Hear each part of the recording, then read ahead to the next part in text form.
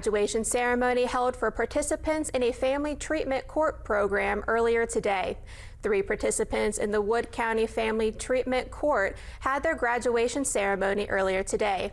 John Kelly, one of the 3 graduates, says he is very thankful to have gone through this program. The program is to help parents overcome substance use disorders.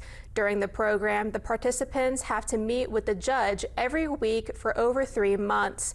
Justice Haley Bunn says the ceremony went great.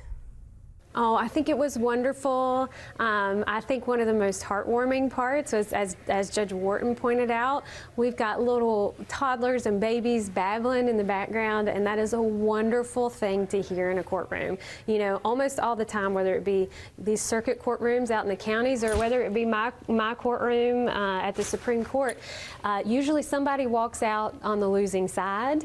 And these days are not like that. Everybody is in here as a winner. We can just celebrate, and that is a wonderful relief.